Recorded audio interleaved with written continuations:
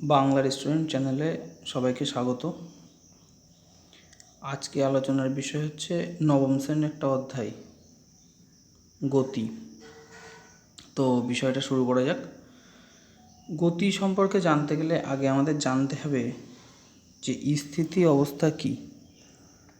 স্থিতি অবস্থা হচ্ছে এমন একটি অবস্থা যেটি সময়ের সাথে অবস্থান পরিবর্তন করে না। যেমন হচ্ছে টেবিলের উপর একটা বই রাখা রয়েছে, তো বইটা যদি স্থির অবস্থায় থাকে তো এই যে অবস্থাটা এটা হচ্ছে স্থিতি অবস্থা।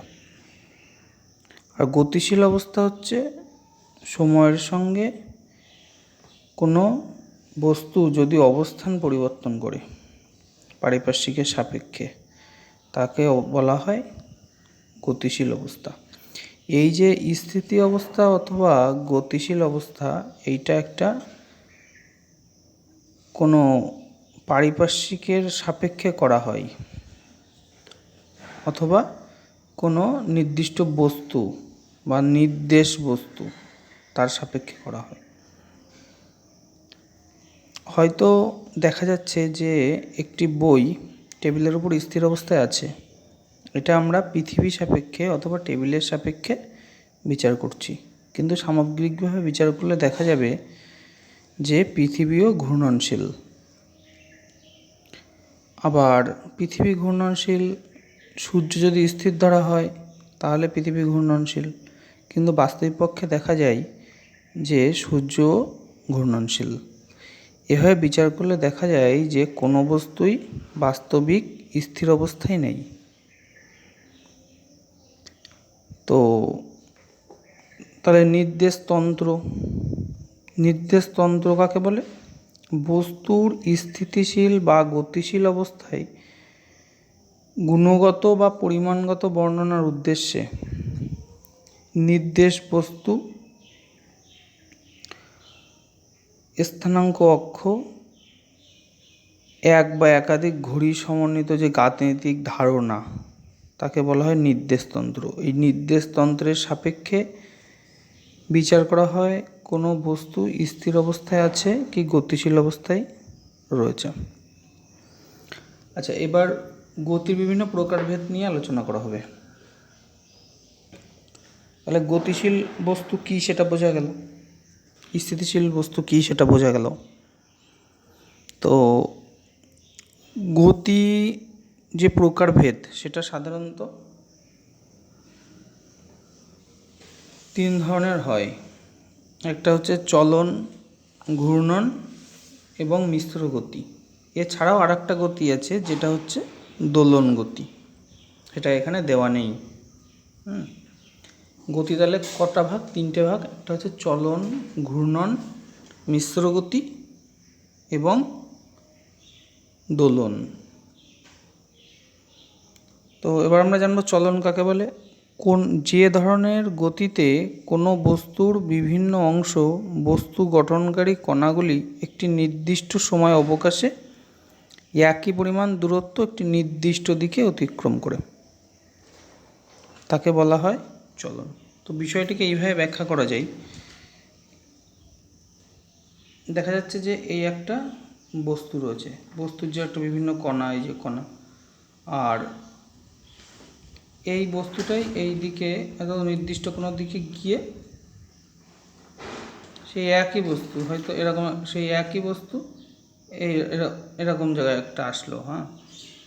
তাহলে এই যে কণাগুলো সরণ একই দিকে হচ্ছে, কণাগুলো সরণ হচ্ছে, এই যে বিষয়, এই যে বস্তুর অবস্থার পরিবর্তন, সেটা হচ্ছে চলন। এই যে অবস্থা পরিবর্তন, এইটা হচ্ছে চলন। তো চলনকে আবার দুটো ভাগে ভাগ করা যায়, একটা হচ্ছে রৈখিক গতি আর একটা হচ্ছে বক্রগতি।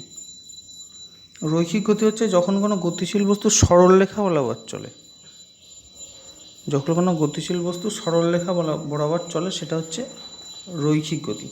যেরকম আমাদের এই ছবিতে দেখা যাচ্ছে, যেটা এই যে এই দিকে যাচ্ছে, একদম সোজাসুজি কোনো বস্তুর চলন হচ্ছে, সেটা হচ্ছে রৈখিক গতি। আর বক্রগতি প্রথমে এই দিকে গেল, তারপরে এইদিকে গেল, এইদিকে গেল, এইদিকে গেল, এইদিকে গেল, মানে হ্যাপাজেডলি এদিকে ওদিকে যাচ্ছে, সেইটা হচ্ছে বক্রগতি। তাহলে চলনকে দুটো ভাগে ভাগ করা যাবে, একটা হচ্ছে রৈখিক গতি আর একটা হচ্ছে বক্রগতি। দুটো গতি গেল। আচ্ছা, এরপরে হচ্ছে ঘূর্ণন। ঘূর্ণন হচ্ছে গতির একটা ভাগ। ঘূর্ণন কি?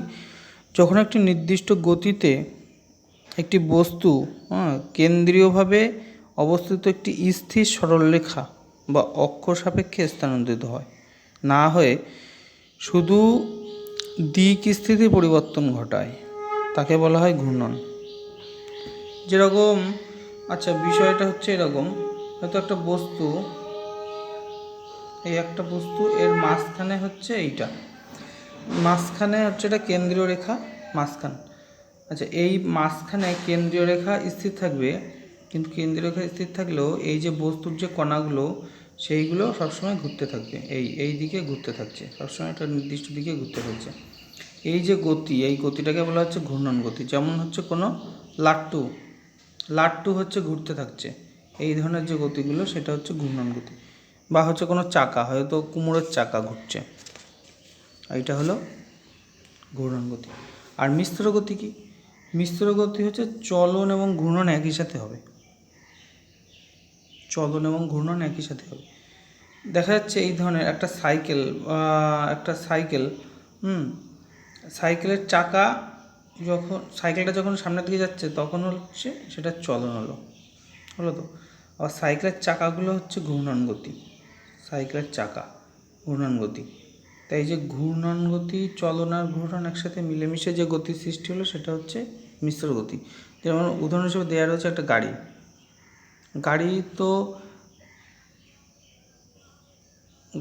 এই দিক থেকে এই দিকে যাচ্ছে, ডান দিক থেকে বাঁ দিকে, তার মানে কি গাড়ির চলন হচ্ছে। আবার গাড়ির চাকাগুলো হচ্ছে ঘুরে ঘুরে চলেছে, তার মানে কি এইটা হচ্ছে ঘূর্ণন গতি। তাহলে এই চলন গতি আর ঘূর্ণন গতি মিলে যে গতি তৈরি হচ্ছে সেটা হচ্ছে মিশ্র গতি। আচ্ছা, এখানে আর একটা উদাহরণ দেওয়া নেই, যেটা হচ্ছে সরল দোল গতি,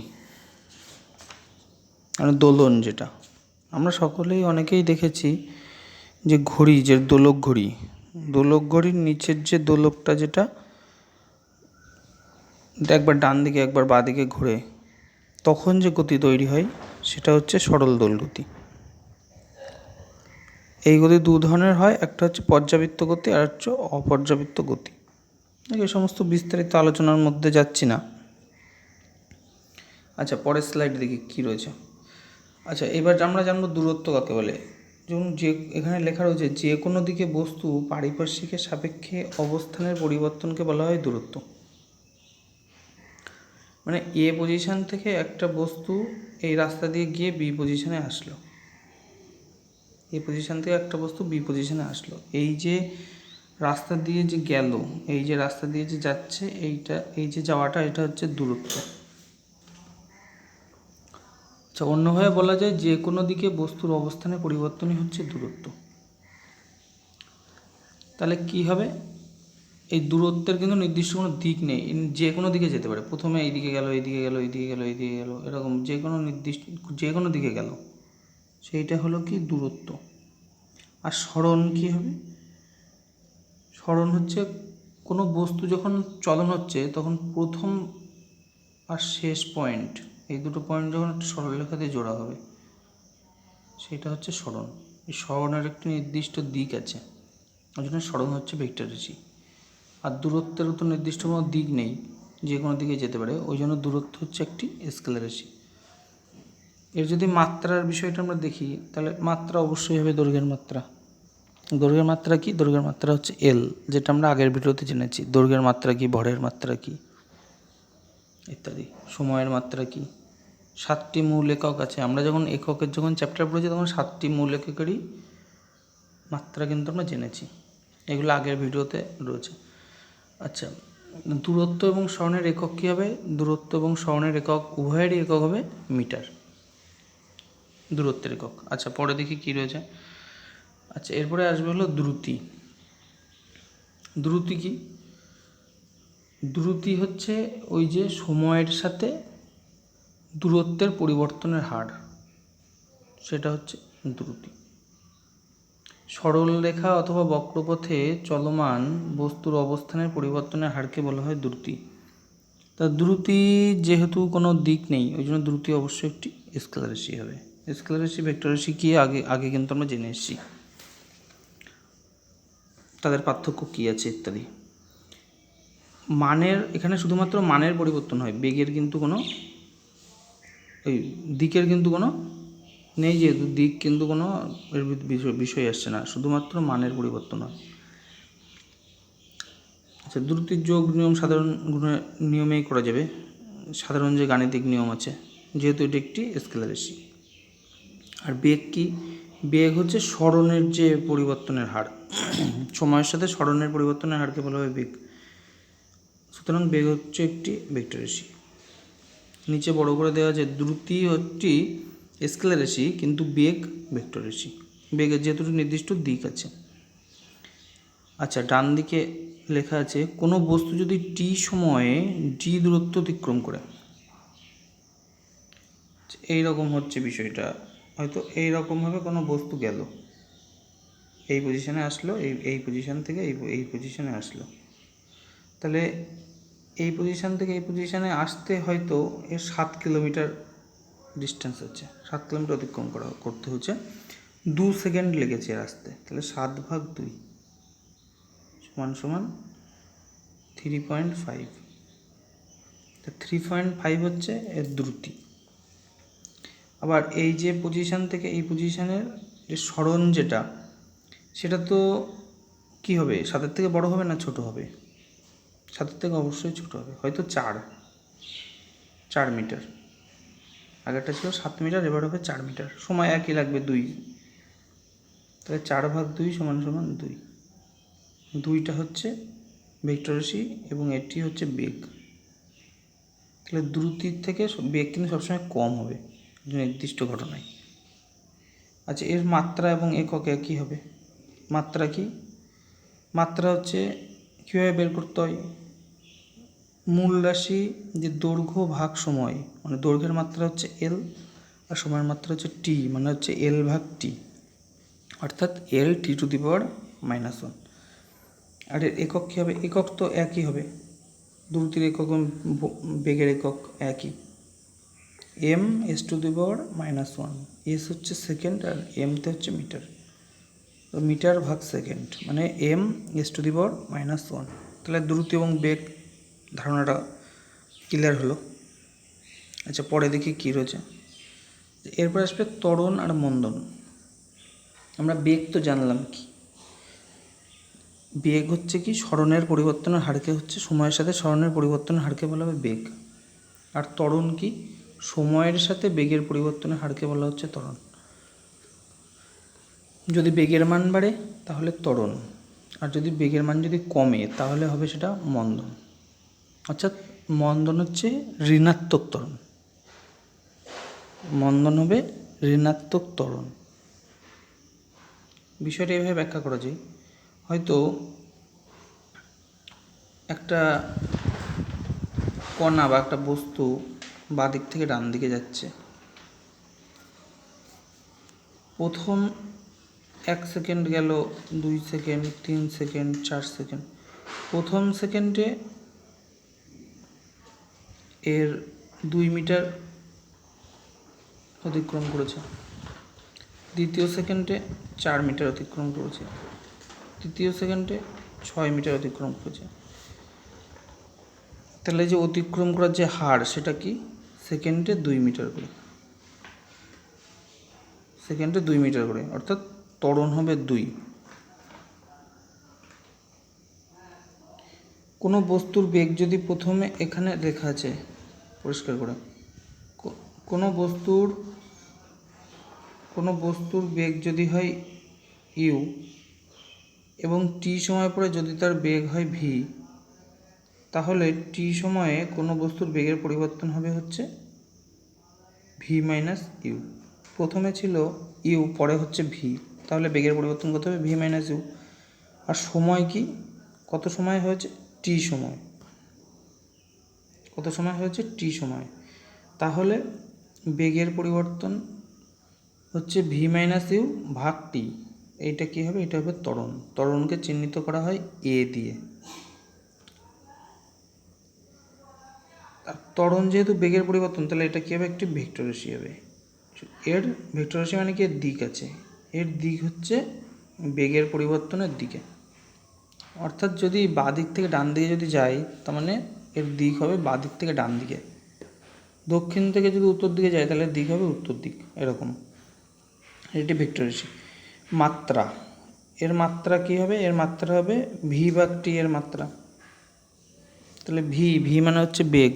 বেগের মাত্রা কি? বেগের মাত্রা কী হবে? বেগের মাত্রা হচ্ছে এল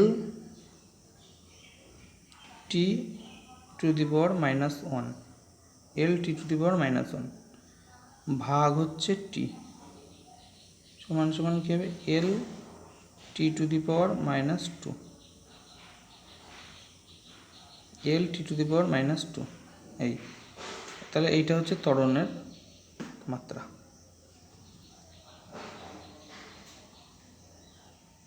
এটা হবে L T to the power -2। এখানে ভুল দেওয়া আছে, এটা হবে না। L T to the power -2, L T to the power -2। আচ্ছা, ত্বরণের একক কী হবে? ত্বরণের একক হবে ভি ভাগ টি এর একক, অর্থাৎ M S to the power -2। V এর একক কি?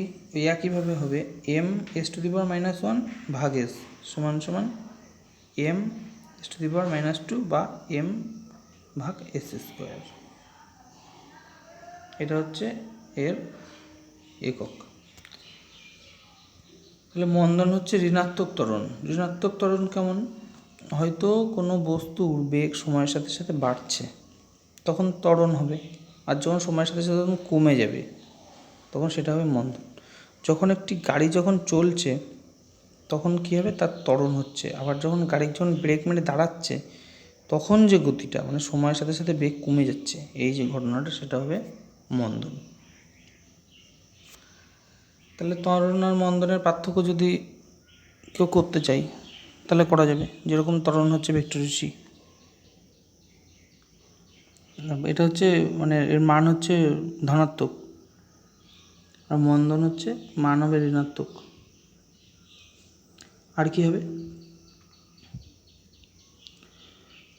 ত্বরণ আর মন্দন হচ্ছে ত্বরণেরই একটা অংশ, যেটা হচ্ছে ঋণাত্মক ত্বরণ, এইভাবে ব্যাখ্যা করা যায়। আচ্ছা, এবার গতির যে বিভিন্ন রকম সূত্র আছে, এই সূত্রগুলো মুখস্থ করতে হবে। এই যে সূত্রগুলো আমরা যখন অঙ্কের যে জ্যামিতি ইত্যাদি রয়েছে, সেরকমভাবে যে সূত্রগুলো ডিরাইভ করা, এখানেও কিন্তু সেই সূত্রগুলো ডিরাইভ করা যায়।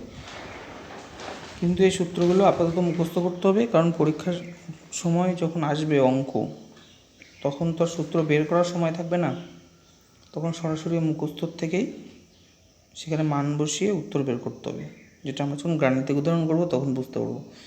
আচ্ছা, প্রথমে যে সূত্রটা আছে সেটা হচ্ছে S equals to U T plus half F T square, half A T square. S equal to U T plus half A T square. U মানে এস মানে কি? ডান দিকে দেওয়া আছে এস মানে হচ্ছে স্মরণ, বস্তু কতটা স্মরণ হলো।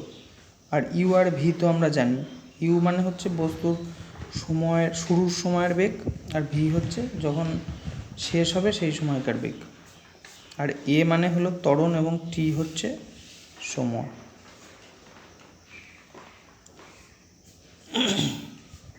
তা এবার 4 নম্বর সূত্রটা আমরা দেখব। যদি শুরুর সময়ের বেগ যদি হয় ইউ এবং শেষের বেগ যদি হয় ভি, তাহলে গড় কী হবে? গড় বেগ ভি প্লাস ইউ ভাগ 2, একদম সোজা গড় বের করার নিয়ম। আচ্ছা, ত্বরণ মানে হচ্ছে 3 নম্বর সূত্র, ত্বরণ মানে হচ্ছে এ হচ্ছে ত্বরণ। ত্বরণ মানে কি? বেগের পরিবর্তনের হারকে বলা হয় ত্বরণ। তা প্রাথমিক অবস্থায় বেগ ছিল ভি, তারপরে হলো ইউ, তাহলে বেগের পরিবর্তন কত হবে? V minus U. কত সময় হলো? টি সময়, তাহলে ভাগ টি। এইটাই হচ্ছে ত্বরণ। 2 নম্বর সূত্র, কখনো হয়তো অঙ্কের মধ্যে দেওয়া আছে যে প্রাথমিক বেগ দেওয়া আছে, সে কতটা দূরত্ব অতিক্রম করেছে, অর্থাৎ সরণ দেওয়া আছে, এবং ত্বরণ কতটুকু আছে সেটা দেওয়া আছে। তাহলে অন্তিম বেগ কী হবে সেটা বের করতে হবে, মানে ইউ, ভি, এ এবং এস এর সম্পর্ক। সূত্রটা হচ্ছে ভি স্কোয়ার সমান সমান ইউ স্কোয়ার প্লাস 2as। এইটাও কিন্তু অঙ্ক করতে গেলে লাগবে। আচ্ছা, এবার আমরা একটু গাণিতিক উদাহরণের মধ্যে চলে যাব। প্রথম যে অঙ্কটা আছে, একটি গাড়ির বেগ 5 মিটার পার সেকেন্ড স্কোয়ার থেকে সুষমভাবে বৃদ্ধি হয়ে পেয়ে 10 সেকেন্ড পরে 45 মিটার পার সেকেন্ড হয়। তাহলে গাড়িটির ত্বরণ বের করতে হবে। একদম সোজা। তাহলে প্রাথমিক বেগ দেওয়া আছে 5 আর অন্তিম বেগ দেওয়া আছে 10। তাহলে ত্বরণ মানে কি? বেগের পরিবর্তনের হার, অর্থাৎ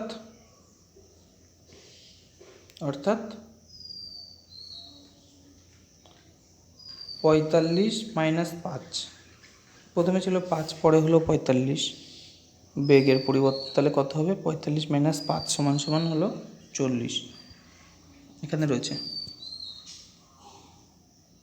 45 মাইনাস 5 সমান সমান 40, আর কত সেকেন্ডে গেছে? 10 সেকেন্ডে, ভাগ হচ্ছে 10। তাহলে কত হলো? উত্তর কত হলো? 4। উত্তর হলো 4। এটা দ্বিতীয় অঙ্ক দেখবো, আর সোজা অঙ্ক ছিল। দুটি গাড়ি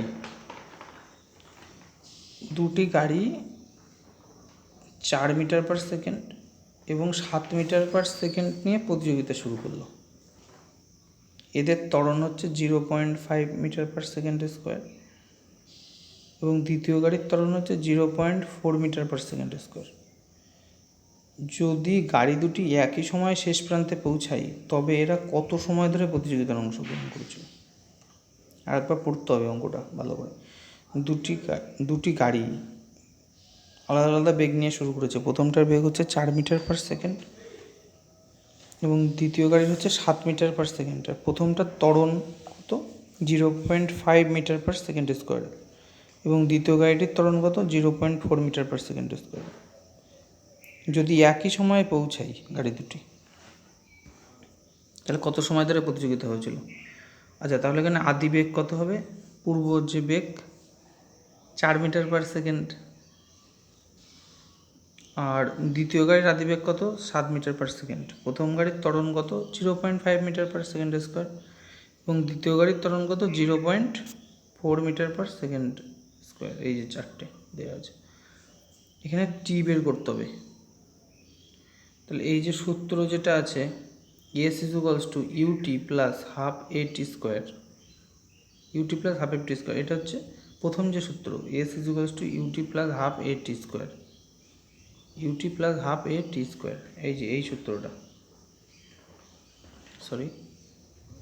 UT plus half F T square, এই সূত্রটার থেকে কিন্তু এই অঙ্কটা আসছে। তো সময় যেহেতু একই দূরত্বটা অতিক্রম করেছে, যেহেতু একই দূরত্ব এরা অতিক্রম করেছে, সুতরাং কী হবে? এস সমান হবে, তাই না? তাহলে এইটা প্রথম যে টার্ম এবং দ্বিতীয় টার্মটা সমান, ইকুয়াল করতে হবে। এই যে ইকুয়াল করতে হবে, তাহলে এখানে সব মান বসাতে হবে। এটা বাড়িতে খাতায় করে দেখবো তোমরা।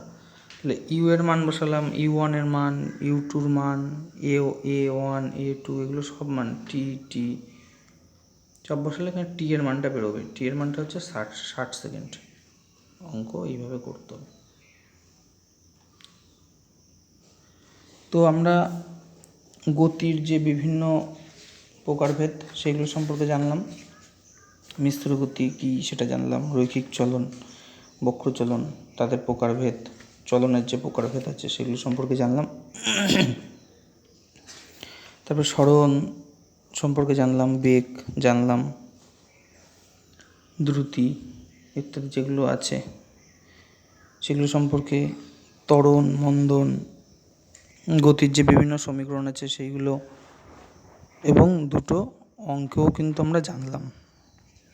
তো তোমরা যখন বাড়িতে এই বিষয়গুলো সম্পর্কে জানবে, তখন যদি তোমাদের কোনো কোশ্চেন থাকে তো কমেন্টের মধ্যে জানাবে। এই সংক্রান্ত যে কোনো প্রশ্ন কমেন্টের মধ্যে করতে পারবে, সমস্যা নেই, আমি যত দ্রুত সম্ভব তার উত্তর দেওয়ার চেষ্টা করব। সবশেষে একটা রিকোয়েস্ট, যেটা হচ্ছে চ্যানেলটি সাবস্ক্রাইব, লাইক, কমেন্ট করতে ভুলবে না। আজকে তাহলে এই পর্যন্তই। ধন্যবাদ সকলকে।